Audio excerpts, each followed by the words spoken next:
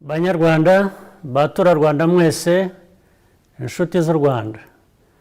Dutangiye uyu mwaka mushya dufite icyizere kuko u Rwanda rwageze kuri byinshi, nubwo twahuye n'ibibazo bidasanzwe mu mwaka w'ibihumbi 2020.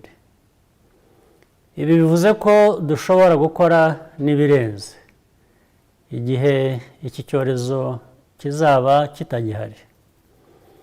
Isomo twakuye muri uyu mwaka ushize nuko iyo twitwaye neza tugashyira hamwe nta cyaduhungabanya. Twese tugomba gukomeza kuba maso mu mezi ari imbere igihe urukingo rwa COVID rutaratugeraho.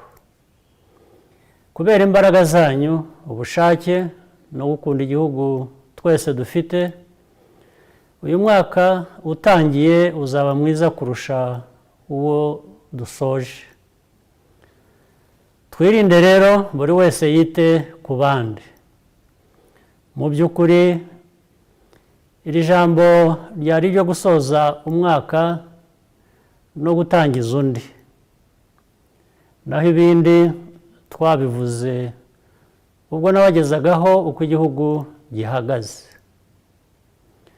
Jye n'umuryango wanjye tubifurije mwese n'abanyu umwaka mushya muhire w'ibihumbi 2021.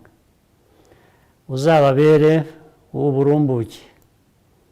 Mugire umugisha w'Imana.